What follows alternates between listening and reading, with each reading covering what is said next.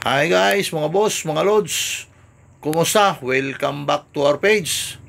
So, unang-una sa lahat, magpasalamat tayo sa Panginoon. Binigyan tayo ng panibagong customer.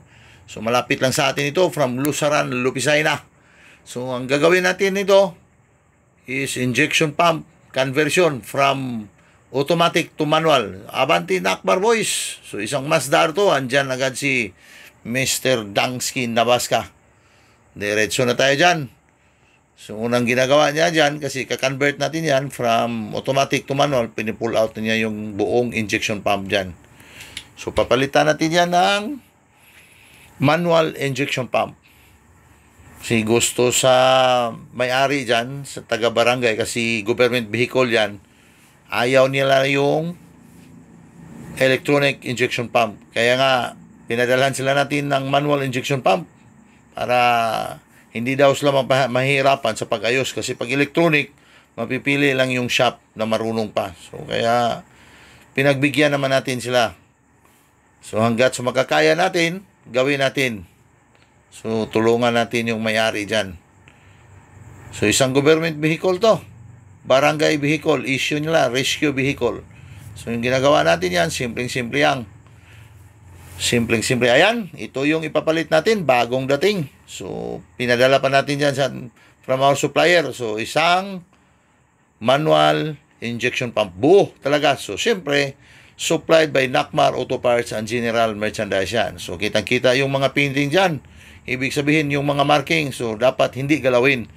Ikakabit lang natin yan diretso. Pag may problema, pwede natin maibalik sa ating supplier. So, pag dito kayo sa Nakmar, kung magka-problema yung pisa, wala kayong problema. Problema dyan ni Nakmar.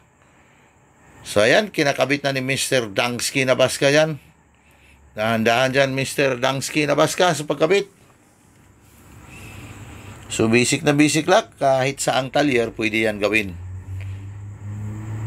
So, from automatic to manual injection pump. So, yun ang gusto sa may-ari. So, yun ang gusto sa taga-barangay council, kasi barangay vehicle dyan. So, government property. So, kitang-kita natin yung marking dyan. Pinipinturahan sa ating supplier para hindi natin gagalawin yung mga delikado. Para kung sakaling magka-problema, pwede natin mas maibalik sa kanila. Papalitan nila ng iba namang unit item. Ibang injection pump. So, pag dito kayo sa Nakmar, walang problema pagka magpalit ng pesa. So, ito, shortcut tayo para hindi tayo antukin. Ito, nakabit na ni Mr. Dangsky Nabaska. Kitang-kita nyo dyan, ha?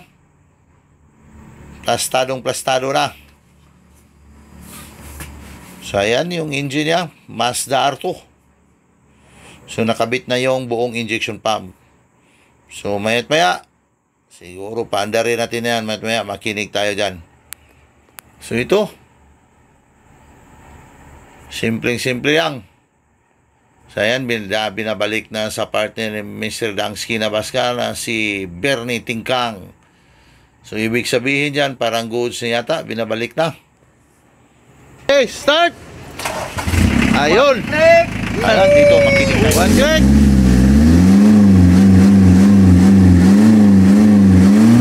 Ayan, din na natin usok. Ari ko sluyo.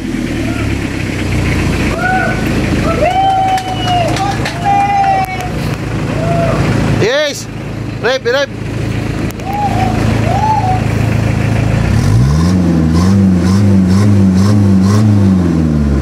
Walang usok!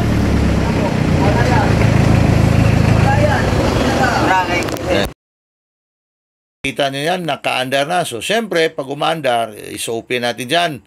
Atras sa talyer natin para tingnan natin, magkaalaman yung gawa sa mga Nakmar boys dyan. So, kitang-kita nyo, naka-under na, at saka merong konting usok. So, normal lang yan. So, dito, magkaalaman na, patakbo natin sa daan. So, atras, i-guide mo yan, Mr. Bernie. Patasin mo, ayan, si Mr. Dangsky Nabaska, yung gumagawa talaga, siya talaga ng rumorontes. Ayan, kitang-kita natin, nakatakbo na sa daan. Mukhang goods na goods na yata. At saka tulin pa yung kanilang takbo. So tingnan natin yung bagong injection pump dyan na manual. Kung okay ba talaga. So parang goods na goods talaga. Okay yung takbo nila. So hanggang dito lang. See you on my next video. Maraming salamat sa panonood. So another satisfied customer na naman. Hanggang dito lang. Bye-bye and God bless. Thank you.